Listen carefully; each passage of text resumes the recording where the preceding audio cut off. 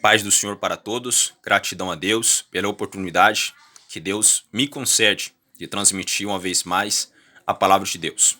Dessa vez, uma palavra que Deus colocou em meu coração se encontra no livro do profeta Ezequiel, no capítulo 37, versículo 1, 2, 3 e 4. A epígrafe do texto, do livro de Ezequiel, diz assim: a visão de um vale de ossos secos.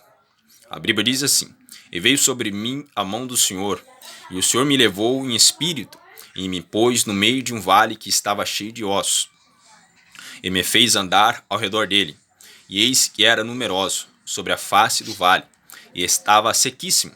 E me disse: filho do homem, poderá viver esses ossos? E eu disse: Senhor Jeová, tu os sabes. O texto do Cânon Sagrado, a qual li no livro de Ezequiel, no capítulo 37, a qual mencionei somente os 4 primeiros versículos. O texto que acabamos de ler fala-nos do profeta Ezequiel, no momento que ele teve uma visão do vale dos ossos secos. A Bíblia diz que o Senhor levou o profeta Ezequiel a um vale. A Bíblia diz que aquele vale era um vale cheio de ossos. E aqueles ossos estavam muito secos devido ao tempo que já estava exposto ao sol. E o Senhor perguntou para o profeta Ezequiel: poderá viver esses ossos? E o profeta respondeu: Senhor, tu o sabes. Tu o sabes se esses ossos poderá viver ou não. A Bíblia diz que o Senhor mandou o profeta, o homem de Deus, profetizar sobre esses ossos, falar uma palavra sobre os ossos. E o profeta prontamente obedeceu e disse: ouve, ossos secos, ouve a palavra do Senhor. E ali eu posso imaginar o profeta Ezequiel, ele começou a profetizar sobre aqueles ossos secos. Aqueles ossos tinham uma ausência total de espiritualidade.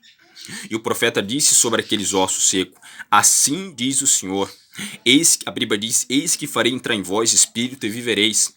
A Bíblia diz que porei nervos estendidos sobre vós, e farei crescer sobre vós, aleluia, a carne, e o cobrirei de pele, e porei em vós o espírito e vivereis, e saberás que eu sou o Senhor. O texto nos faz entender que o profeta profetizou essa palavra, pois como me foi ordenado, o profeta Ezequiel, ele foi profetizando, falando de acordo aquilo que Deus estava mandando. A Bíblia diz que depois que o profeta Ezequiel falou essas palavras, depois que Ezequiel profetizou essas palavras, o texto nos faz entender que começou a soprar vento do oriente e do ocidente. E a Bíblia diz que os ossos começaram a se bater uns com os outros. Eu posso imaginar, lendo esse texto bíblico, que os ossos começaram a voar para tudo quanto é lado, até que se formou um grande exército. Aqueles ossos criaram nervos, criaram carne e pele, e formou ali um grande exército. E o Senhor assoprou fôlego de vida sobre eles. Aquele exército, eu posso imaginar, viveu. É interessante ler esse texto bíblico, 2 coisas. Primeiro, a coragem do profeta em profetizar para os ossos secos. Mas ele falou aquilo que Deus havia mandado ele falar. Então, se Deus mandar você fazer alguma coisa, nem que for para profetizar sobre o vale de ossos seco, profetiza, porque Deus vai se responsabilizar. A Bíblia diz: Deus não é homem para que minta, nem filho do homem para que se arrependa. Diria ele ou não faria, ou falaria e não cumpriria? Glória a Deus. Então, se o Senhor mandar você fazer alguma coisa, fale, porque vai acontecer de acordo com os padrões divinos, à vontade do eterno Deus. E segundo, do vale de ossos secos, Deus ressuscitou um exército. Deus levantou um exército. Se Deus levantou um exército do vale de ossos secos, será que Deus não pode mobilizar um exército celestial para poder trabalhar em sua vida, em seu favor? Deus pode.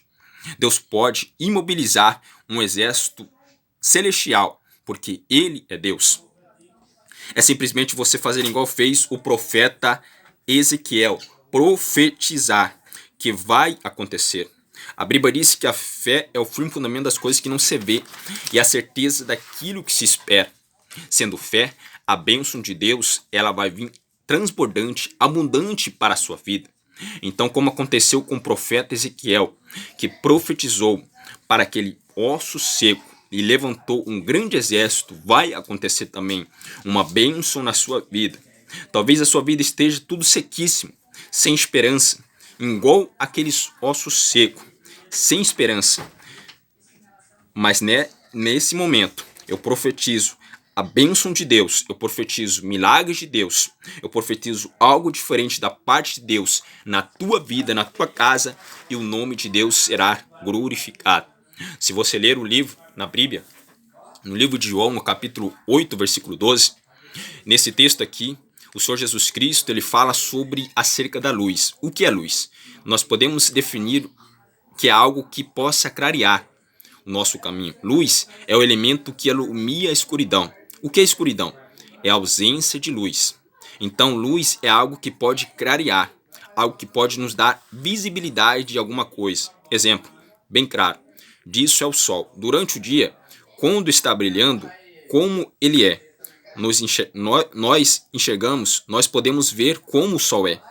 Quando nós não temos os raios solares, chega-se à noite, nós temos a luz da lua, apesar de ser pouca, que também clareia. Também temos a chamada luz artificiais. Luzes artificiais são essas lâmpadas que são acesas através de correntes elétricas, que pode clarear muitas coisas. Também em luzes artificiais podemos destacar o fogo, por exemplo.